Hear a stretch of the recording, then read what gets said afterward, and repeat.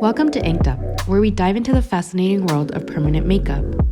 This podcast is brought to you by Highstoke, your trusted PMU growth partner, helping permanent makeup artists succeed through marketing, branding, and scaling strategies. Join us in each episode as we unravel the secrets of this ever-evolving industry and provide valuable insights to help you thrive as a PMU artist. Anna! Hi, how are you? I am doing fantastic. How are you? Happy Tuesday. Well, happy Tuesday. I'm great. It's been a long day of the class and now I'm back home ready to talk more. Awesome. Well, Anna, thank you so much for taking the time to do this with us. I'm really excited. Let me do a quick intro. Everybody already knows who you are, Anna. You're like a celebrity.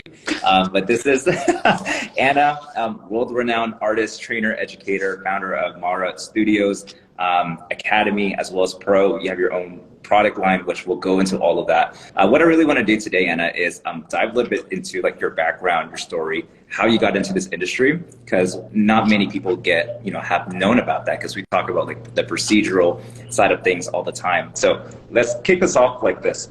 How in the world did you end up in this crazy industry?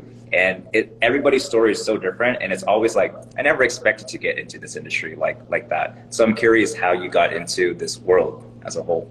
Yeah, well, I started, I think, around 5 years ago from now.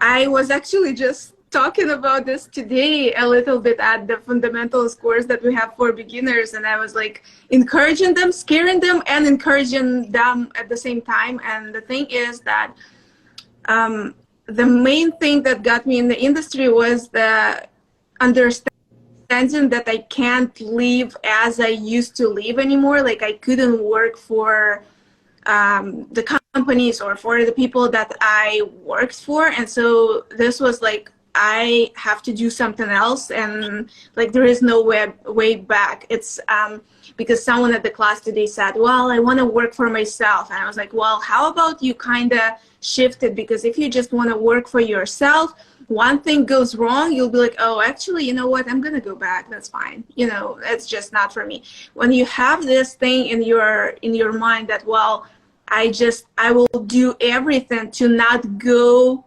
back to where I was. So not like I want to work by myself, it's like I don't want to work anywhere else but like to do something else, just to not be there anymore. It's like a different approach, and it's kind of like no way back situation. So yeah, I was doing a lot of things before that. Even though I was quite young, me and my husband moved to the US 7 years. 7 years ago. A year and a half, 2 years later, I started in permanent makeup. I started with microblading, invested all the funds I had, well, almost all. I'm not that financially stupid, so almost everything I had, and went to a class. And so everyone around me was telling that you are insane. Like, what kind of brows are you gonna be scratching there? Like, what are you gonna do? Where are you gonna bring all that money that you were earning?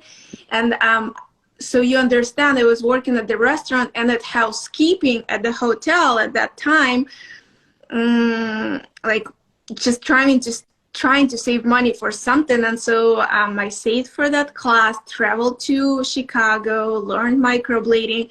Prior to learning that, I knew that there is no way back, where it's very important. And I signed up clients, not even models, clients, prior to the fact that I went to a training. And I know many artists won't agree with my approach. Like, my approach is a bit different from, like, some are saying that, you have to take free models, you have to pay to your models, you have to do this. And like, my way was just different. So like, I can only speak from my experience. And I took paid clients prior to the training. I already had a list, and I was coming back to them. I was like, well, we're doing it. And so I came back, and I'm so glad that I did it this way. It's like, it's the greatest strategy, like, to do without even knowing what you're doing. It's kind of like, well, I already signed up, it just, let's see what happens. And so I did like 10 or 15 clients in only first 2 weeks. And well, nothing everything was great, you know. Obviously there were some things that I was like, oh my God, this is just not the way it's supposed to be. But overall, you know, the fact that I did it, I was like, wow. And there's happy feedback. There is a plenty of cash in my pocket, like for the first time, you know. And I'm like, oh, okay, you know, this career will do it, you know. I'm gonna start here. Yeah. And so I got really motivated, you know. I'm happy that I did not just go back to my life, went to work and just like, well, you know, I'll be taking one model at a time, seeing where it's gonna bring me. We'll see. I just right away jumped in, and that helped me to kind of just stay motivated, because I know how it is after a training. Sometimes it's hard for artists to implement that, what they've learned, because if you don't do that right away, it's kind of gets lost, and sometimes you kind of start thinking, what was it even real? Did I even learn anything? Was it like what was going on there? I'm serious. It's like every time I learn, I'm laughing because I know how true it is. Yeah, you know, like the time passes by, and you're like, it's only if you haven't implemented it. It's like, what was there? And you open the book and you're like, was I really learning this?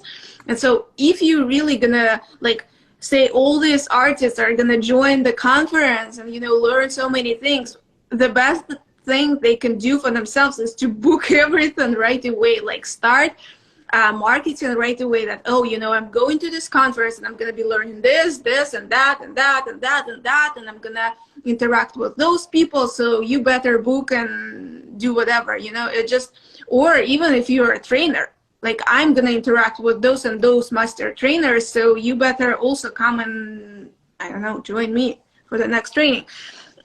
Super important, like, almost stepping ahead all the time. I love that so much. Well, thank you for sharing that whole story and jumping into that. That's a very fresh perspective, Anna. Yeah. So you're basically saying your advice to newer artists out there, if you're going to start this career, might as well be proactive about it and think 3 steps ahead. If you know you're going to go take a training, might as well just start telling people that you're going to take it from this master trainer and you're looking for your first couple of clients and start booking out immediately. Is that right? 100%. Yeah. Like, starting right away, don't not being shy to say out loud about yourself, you know, to speak up for yourself, because if you will not do that, no one will do that. So have it's just the courage that you know, use. I mean, you guys, is it not the courage that you're using right now to say out loud that, hey guys, we're pulling up this huge event and, you know, you're all gonna come? It's not like you've been doing this every year, you know. Like, oh wow, not a big deal. No, it's scary. And I love this. I know you talk a lot about, like, mindset and positive energy, and it's such like a big thing. And I think at the end of the day, it's just that belief in yourself, and you have to believe in yourself more than anybody else out there. Because if you don't, how do you expect anyone else to? And that's always been our mentality. And it's like, okay, if we want to be the best, might as well do something big. We're not going to have all the answers, but we're going to try and just figure it out every single day. So that's always been the mentality of us growing our businesses. Yeah. Love that. But Anna, let's talk about, like, the early stages of the business. So, because I love hearing stories, right? You basically got a bunch of clients before you were even training, and you got your first couple of clients. Now walk us through the process of how Mara Studio came to be. How did that actually grow and get to where it is today? Like, the early stages. Mm-hmm. So first year, well, you know, things started pulling up. First, I was not even living in Charlotte, and it was all difficult. I couldn't even start this career legally because it was prohibited in that state to do the permanent makeup. So I had to move to a different state, and then everything kind of just, like, magically opened up. There was someone who just let me to get into their studio because they were moving to Texas. So I, like, basically took over their rent, and right away, so if the thing with taking clients right away sounded crazy, but after my first training, 1 month after, I already was at the other training. 2-3 months after, I already was not taken, but doing my training. Someone wanted to come and get some training by me. I trained them. It's like, it sounds so crazy right now to me. Like back then, it's my whole life. I was telling this on the Instagram recently that we all have like alternative personalities, I guess. And so there is Anna that, you know, just like Anna, she like, I don't know, calm or quiet or inspiring. And there is another like person within me. And this person is like very bold. Like if someone tells me, well, no, and I think you can't do that, you're insane. That other person wakes up and like, no, really, we can't do that. I can't train someone within 5 months after I took the training. I think I can. And so, you know, it's like this person turns on and I'm like, and it's unstoppable from that point of if someone just tells me no, basically. So I started training, and then the training story started to pull up really quickly, and then training a lot of clients, they started being booked up, and that's when I started hiring. Everything was incorrect for the first time. It was like a disaster, basically. Nothing is, you know, when you're hiring for the first time within this industry, it was like, well, you're gonna work for me, right? And I'm like, yeah, right. And so, wait, what position? What position was it? It was artist, another artist. So artist, it's like okay. the worst thing ever. Like, yeah, let's work together. Yeah, I'm gonna give you my name. That's it. It wasn't even named Mara. It was named after my first and last name. And so when everything like, it started growing so much, but I couldn't keep up with this. Plus, I took someone with me, and I'm like, oh my gosh, this is not working. I don't know what I'm doing right now. All I know is that the space is too small. I don't know what to do with this, but it's going great, but I don't know how to maneuver it. And so that moment, I told my husband, like, well, you know, what do you think about this? And maybe you start doing permanent makeup. And so he went and learned permanent makeup. Well, actually the scalp thing, he did 2 procedures and he's like, nope. And it's then that we found out that he's just a genius person, but he's like so quiet, you will never understand. He's just like, yeah, I always knew it. And so he started taking care of everything behind, and I was just like working and teaching, and we were signing up classes. We moved to the bigger space right away and created a name because we knew that it can't no longer. It was Anna Bokhan Permanent Makeup Studio. Like no adequate person would ever remember this. And so that's when we come up with the name Mara, and Mara means a dream in Belarusian language. That's where we're from. And apparently, you know, a lot of people think that that's my name. Great for them, great for me, you know, because it was actually a pretty good idea too, because it's recognizable. I don't care if they think it's my name or not, or my last name, first name. It just like, it doesn't matter. It got really like quickly on everyone's minds. And so, yeah, classes went up. We named it Mara. And from then on,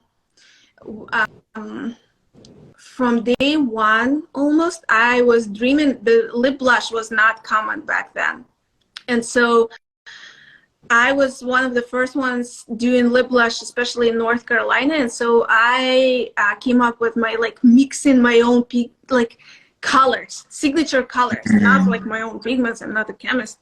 And so I was like, wow, this is amazing. I could be making like perfect pigments that work for all these skin tones, and everyone loves it and how it looks, and it's so easy. And so it gave me the first idea of how it all could be born, and how these beautiful colors can exist, and how it can make easier the choice for all the artists, how it could be healing easier. Anyway,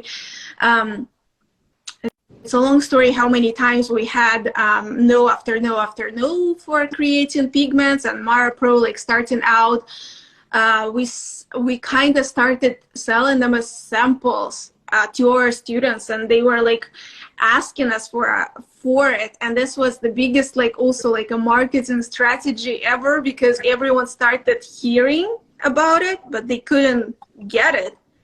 And so it was like almost probably took us 1.5 or 2 years to actually manufacture what we really wanted, and like completely new from scratch product, and it was like a lip pigment line, but everyone already knew about it. Well, I mean, not everyone, but a lot of people. So it could give us really a good start. So the first day that we launched it, like the website was blowing up, and it was not perfect yet, but it was like the pigment was the main thing.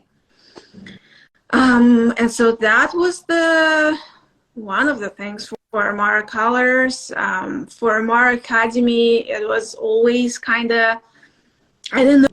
So for Amara Academy, I was sharing today that I always was sharing free tips and tricks on my page as long as I remember myself.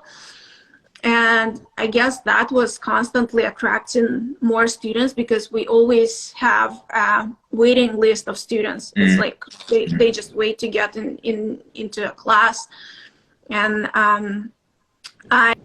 I realized that only when, for a little moment of time, I stopped sharing all I knew, and people were like, well, you know, we'll find someone else. So that's an important thing for everyone who's watching right now and thinking like, oh, I'm so incredible and I'll be like this all the time. No, you won't. If you are not giving yourself out there, if you're not being who you are, if you're not giving people what they really want to have from you, and this is all you know, basically, there will be someone else. So, and like, I think this case is like this with everything. Like, it's either you're doing it or someone else is doing it. Mm-hmm. And a real quick, you're a great storyteller. Thanks. I feel like everybody here just got the last 5 years of your journey in the past 2 minutes. That was phenomenal. Thank you for sharing all that, because I feel like, you know, not a lot of artists, they talk about their story enough. And, you know, on that note, Anna, like, what do you have to say to people who don't want to put themselves out there, more from like a branding, getting their name out there, like that perspective? Because I know you are all about, you know, you push out a lot of content. It's very educational. You talk about very personal stuff all the time. And so, you know, what's your perspective on that? I think so. This is, again, well, it's maybe like a personal information or not personal, but I think there is no separation, you know. I don't separate things for work. I mean, 8:25, I'm here in the kitchen talking to you. Like, what personal are we talking about? Like, it's all together, you know. Work, personal, it doesn't matter to me. It's like all together, and it makes the life complete, and like what I feel about everything. All I see is there is a life, and I only understood it probably when I kind of lost it for a moment, is that it's serving people and literally like being surrounded with people that I can either lead or I can be an empowering person to those people. It's only then I can feel like I am myself, or like I have myself. Sometimes I would come home and I would not have any training or anything, or like anyone to talk to. I'm like, who I am. Like, it's not, you're nothing. You're nothing. You're only here when you're doing something for someone else. And you are by yourself in your little room. I mean, try to understand who you are. You will never do. It's in your best moments when you come, say, to a conference and you share some incredible thing, or you come somewhere and you do something that you feel like impacted some people, even one word or one product, one pigment bottle that they like, wow, that's a beautiful bottle. It's already made someone's day, and I will feel like, oh, wow. Anyway, the question was, what do I feel like about sharing and becoming sharing a personal brand? What? I got so immersed into your story, I forgot my own question.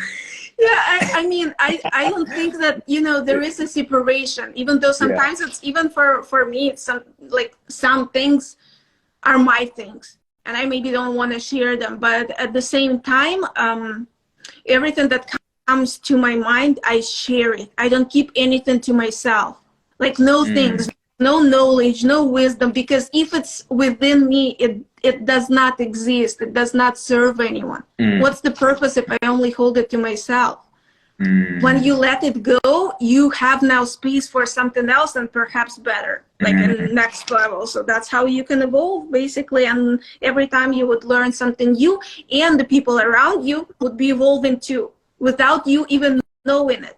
It's not the point that, oh, I want to be recognized by knowing that I helped those people to get better and now they're amazing artists. No. It's like somewhere I know that maybe I said one word that helped someone, and that's cool. I can feel like I'm cool for 7 seconds, you know? And then I'll feel like I'm a piece of crap again. It's the point. You will never feel like you're enough. I never feel like I'm great. I have a brand, I have something else. It's like, you know, just like constantly doing something so you feel like you're worth something. I think it's normal. I love that so much. Anna, how do you feel about competition? Does that exist for you? I think there's a very related question to everything we just talked about. Oh yeah, competition. So competition, well, there are two different things, competition and comparison, right? We should separate one from another. Comparison is that I'm comparing myself to another trainer or business owner. So look, I have a brand, I have academy, and I have a studio, and like I'm an artist myself. Professionally, right, I could start comparing myself to 3 different directions of business. And in all of them, I'll lose. I will compare my brand to a bigger brand out there on tattoo market, and I'll be like, oh yeah, I'm like a small shit on this place, you know, where people are like, they're global companies and I'm small. I will lose here.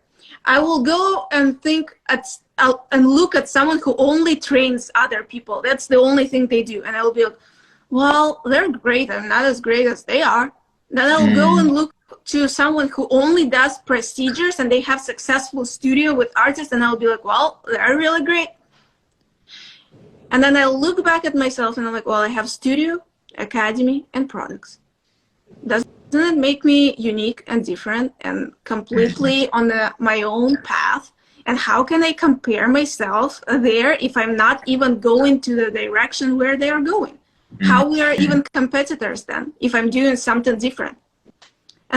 And so it's just really important to understand why you're comparing yourself to someone else. And competition is not, I don't see it like this. I would love, I'm like walking around the house for a second day and I'm like, I need people. Like, I'm already annoying my husband. I'm like, I need people. I need like to find people that I'm like interested to talk with. Like, I want to meet some people. Can we have some people? Do we have some people? And like people that maybe are in the same industry, but like way more impactful than I am. I want to talk to them. I want to talk to people. I want to know all these people that are better than me. I don't believe in competition. I believe in like, I know how it feels when you're comparing yourself, and I totally know, you know, I do that sometimes, and you know, who doesn't? And then I know how it feels when you just surround yourself, you put yourself in the environment with all these people and you see that everything is the same. There is nothing to compare to. You're all about the same thing, but all about the different at the same time, because everyone is with their own gifts and idea and mind. It looks similar, but it's just so different. That was phenomenal. And it's such a refreshing perspective to hear, because there are people who look at it as competition. And, you know, I think we're very similar, where I look at ways like, how can we collaborate? If we're doing the same things, how do we work together and actually create more opportunities for not just ourselves, but the industry as a whole?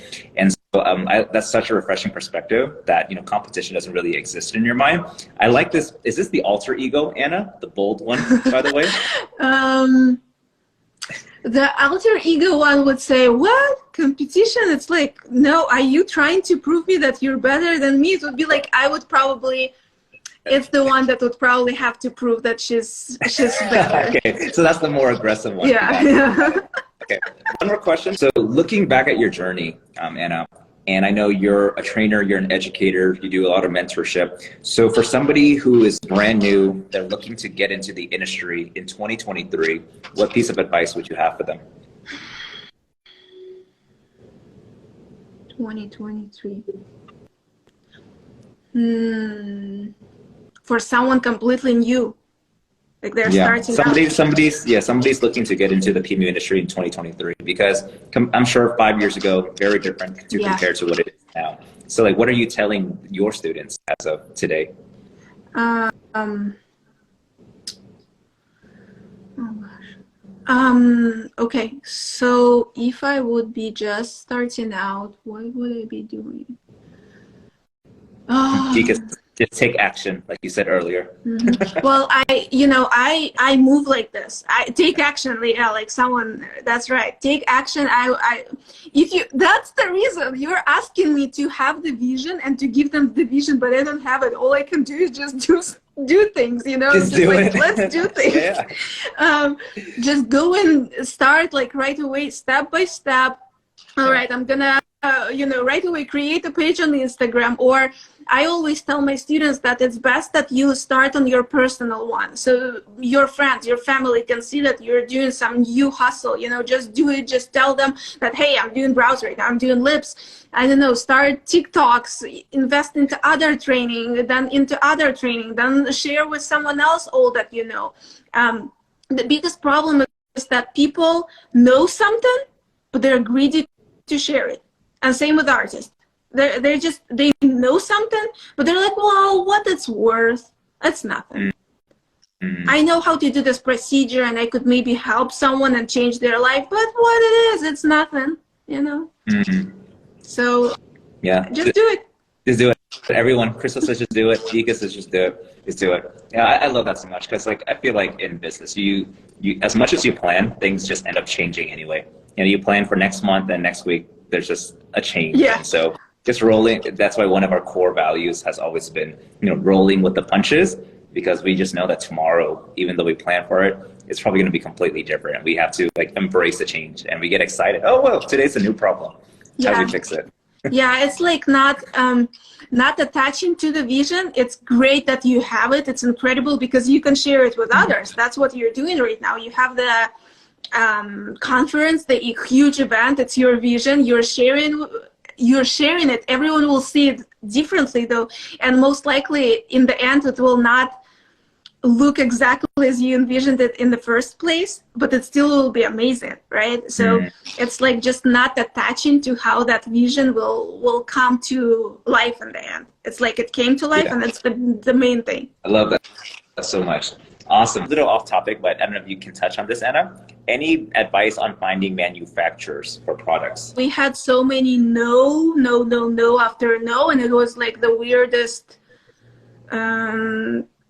part ever, I guess. That was like something was wrong with us. Like for some reason, companies would be saying yes and then no, yes and then like something and then no. We were like, something is going on with us or something, like you start thinking these things when it happens, not for one time, but like a couple times in a row.